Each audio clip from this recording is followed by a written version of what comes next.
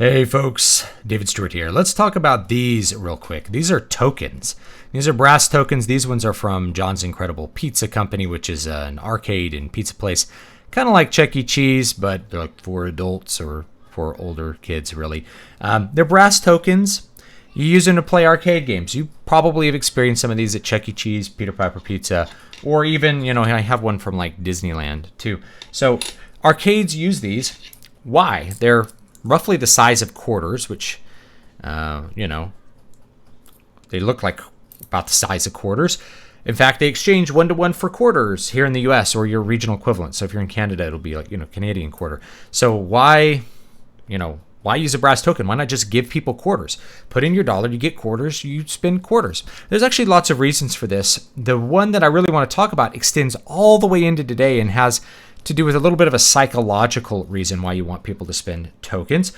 So first of all, why are they the size of quarters? Well, it's because you don't really have to modify the machines very much to accept the tokens and spit out the American money. You want people to not put in their quarters, but to do these. So the first reason that you'd actually want to use tokens has nothing to do with what I really want to talk about in this video, but it's a security thing. If somebody breaks open a machine and gets the tokens out, they can't do anything with them. The token can only be used at John's Incredible Pizza or whatever establishment you get the token from. You can't carry it out and buy pizza with it. It's useless. It has no cash value. So people are not going to break open your machines to get out tokens to play more games in most cases. But if there were quarters in there, they might want to break open the machine to get the quarters out because that is actual money that they could steal and go do something with. So this is cheap money, and it drives out dear money. And that's the really big reason why you want people to use tokens instead of quarters. And that is because if people put in $5 and they get like 20 tokens out, 4 for $1 or whatever it is, then they're going to spend all 20 tokens because they can only spend them at the arcade.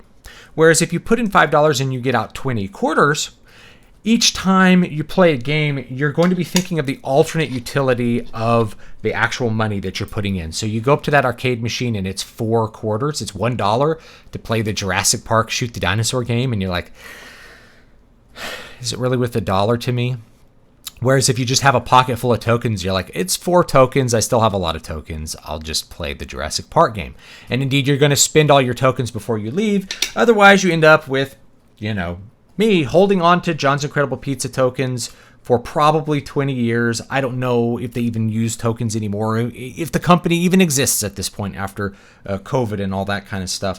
It's just these are just toys for my kids to play with to pretend they're treasure, kind of like the Mardi Gras coins. My kids love to play with the Mardi Gras coins and have them be treasured because they're so shiny and fun and different kinds of things on them. So they're just toys for kids at this point. They have no real cash value. So that's why you want people to do it, is because it's cheap money and it drives out dear money and it forces people to pre-spend money and then do all the stuff that you're going to do at the arcade. So when they put $5 in the machine to get out tokens, they've spent $5. They're not spending a portion of $5. They're never thinking about the alternate utility of the tokens like they would with quarters. So especially with kids with allowance, if your mom gives you $10 at the arcade, you might want to get a soda. You might want to go to the food court or something afterwards. So you're going to really think about spending all of your quarters. Where if it's tokens, you just kind of have to spend all your tokens. That's just how it is. Now, fast forward into the future, tokens are used for this psychological effect in a lot of different ways in a lot of different places that people may not be completely aware of, and I want to point those out. So one of them is the Starbucks gift card. So Starbucks does this thing where not only can you just buy a gift card for somebody, here's a $5 Starbucks gift card. People love gift cards and they love gift certificates because, businesses love them because it gets somebody to pre-spend money at their establishment. Again, it's a trading of dear money for cheap money.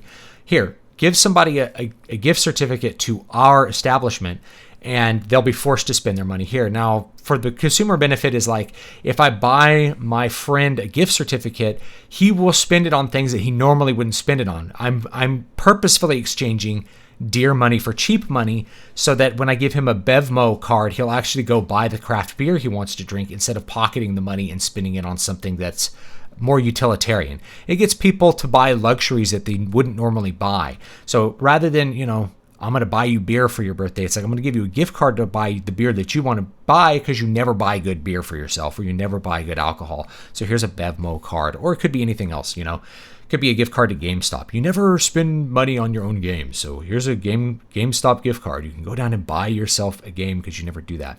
So it gets, it's a way to get people to buy luxury goods for themselves that wouldn't buy luxury goods normally. That's actually a benefit to consumers in some ways, especially with our gift-giving culture, at least the one that we have here in the U.S., which we do have a gift-giving culture. So that's part of how that works. Now, with Starbucks, though, not only can you give the gift card, but people will recharge their own gift cards, and they have even like an app on their phone. They'll recharge their phone app with different amounts of money, and when they spend money off of their gift card, they get like gold stars, which they can exchange for a free drink later on. This is very crafty because what it gets people to do is to pre-spend money just like at the arcade. Why don't you recharge your gift card with $20, $50? So it gets people to pre-spend the money. And it may be possible to get the money off the gift card depending on what state or what nation you happen to live in. But it might be a hassle. So people are just going to spend the money that they've put on their gift card. They've pre-spent money at Starbucks, and then they get a couple little gold stars as a benefit, and then they can exchange their stars for like a free drink. So Starbucks, maybe they're losing out by giving out the free drink. Obviously, they're probably going to be gaining more because if people are just holding on to cash, they're going to be a little bit more thrifty with it because it has far more utility. You can spend cash anywhere, whereas you can only spend the Starbucks money at Starbucks. So it gets people to be a little bit more liberal with their spending at Starbucks in particular. That's the entire point. And so much more so that you can give them a free drink every once in a while, and it's really not going to cost you that much. The expense of giving somebody a free drink is probably very limited because of many things having to do with the utility of the business, or the efficiency of the business rather, which is that, the coffee has a small cost, the cup has a small cost. Your labor mainly is always doing stuff, so it doesn't really increase the cost of your labor to deliver somebody a free cup of coffee. It's quite cheap, actually, to give someone a free cup of coffee, at least every once in a while, especially if they're spending money at your store all the time. Obviously, they buy 20 drinks, and then they get a free drink. It means that the value of the 20 drinks, the value of the free drink has definitely been eaten up in the value of the 20 drinks that they've spent getting their little gold stars. So it's a very crafty way of getting people to spend liberally at your establishment in a way that they wouldn't normally do if they were holding dear money, which had high alternate spending ability. You get the same thing with, say, mobile game apps. So you log into a mobile game and they give you some kind of token that you can use in the game, like to summon guys if it's a gacha game. So like in Fire Emblem Heroes, Fire Emblem Heroes, you get orbs, and the orbs you can spend to summon more units. Or you can buy orbs. So why not just charge like $0.25 an orb or something like that, and just let people, why not just charge $1 per whatever? Hey, pay $5, summon some guys. Well, they don't want you to do that. They want you to exchange money for the tokens, and then you can be a little bit more liberal spending those tokens in their own app in the way that you can. You can't pocket the money, so to speak. The other reason is that the tokens are worthless, right? No cash value. A lot of times they'll say no cash value somewhere on the token. I think these ones are really old, so they may not say that, but no cash value. No cash value for your little orbs or your little diamonds or whatever you use to summon your guys in your mobile app. So it means you can give them away. So, hey, you log in every day, you get an orb. You log in every day, here's some diamond tokens that you can use to summon some dudes or whatever it's going to be. So every single day that you log in, you get to habituate people by giving them tokens. The tokens cost you literally nothing. They don't even exist. It doesn't even cost you the brass to make an actual physical token. It costs you literally nothing to give people tokens and to habituate them into what you're doing with their app and get them to maybe buy more and spend more. It's a whole system of getting people to use cheap money in a very specific area, which is going to be your area, your established area. Now, I want to draw this over to Kindle Vela, which is a new platform that's come out from Amazon. And I have a story on it. It's linked down below. It's called The Bright Children. It's a fantasy horror story. It takes place in a world without light, a mythological kind of story and mythological world. In fact, I open up the story with a straight up myth, which is a little bit outside the box, but I don't know. I like to do things that are a little bit different sometimes. So you can check that out.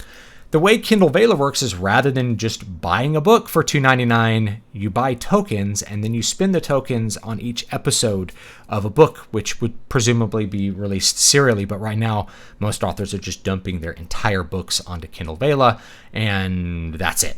They're just, here's a book, and they want people to take the tokens and just spin through, click through, and buy it. So if you're buying tokens to buy the Kindle Vela books, you're going to spend them on Kindle Vela books. That way people are pre-spending their money in the Kindle Vela platform. And then you can also give people a deal. The more money you spend, the more tokens you get per dollar or whatever it's going to be. So people who are big readers are going to want to spend more money. It's a way to encourage people to, again, exchange their dear money for cheap money, and then that cheap money with a limited use, you're going to be a little bit more liberal with it because you can only use it to buy Kindle Vela stuff. So there's a psychological thing. And if you get people, maybe even with a monthly subscription, hey, you pay $10 a month, you get this many tokens. It's a deal. And so people will just, even if they wouldn't normally read, they'll go out of their way to spend their tokens because they view it as like something they have to recover value from. Well, I paid $10 for all these tokens. I better at least buy some stories and maybe I'll read them later. So it's a way to get people to buy lots of product that maybe they wouldn't even use because they're trying to recover the value of what they put into it. You get the same thing with Audible. Audible works on a much smaller scale. Each month you get like one token to buy one audiobook. And for most people, it's a deal. It's like, oh, your $15 Audible subscription gets you an audiobook, and audiobooks are normally like $25. So people are like, yeah, well, I better spend my Audible credits before they expire and buy some books, even if I don't want to listen to them. It gets people to pre-spend the money and then to just feel more liberal using the money with different things because they don't see an alternate value to it. They have an Audible token. What are they going to do with it? Well, they're going to exchange it for an audiobook, and that's how it works. In this case, we're creating lots of different tokens, and each story can have a variable cost of tokens, but all of it comes down to, at the end of the day, of people exchanging quarters for stories with Kindle Vela, exchanging money for something. But the token intermediary changes people's perception of how the money works and gets them to basically be more liberal with their spending. So that's what that's about. That's why Kindle Vela is doing that, as well as the other things that it's doing. Right now, I don't even know if it's going to end up being a serial fiction platform because established authors are like, here's my whole book. They just put their whole book cut up into 30 parts onto it. And I'm trying to release mine serially. I'm having one part Monday through Friday up through August. It's already like scheduled and set up to go. So anyway, you could check that out. Maybe you want to do Kindle Vela with the tokens, and maybe the tokens will get you to read more. And that could be a benefit actually to you, is that by making you be more liberal, it encourages you to read more, and maybe that's something that you want to do. You want that encouragement to read more. You want the encouragement to actually spend your money on a luxury product. So there are consumer benefits to tokens. It's not just about the evil business like getting you to spend more of your money, but people are very reluctant to spend your money on luxury goods, and so if it's pre-spent for them, they're much more liberal and they feel much more comfortable and they feel good about buying a luxury good because the token that they've acquired has so much less utility. It's only when they really feel like they're not getting any value out of their subscriptions or their tokens that they stop and go like, this is bad. But really, it's just about getting people to be a little bit more liberal with their luxury spending. So thanks so much, guys. Don't forget to like, comment, and subscribe, and leave me your thoughts down below on tokens, and I will see you guys next time.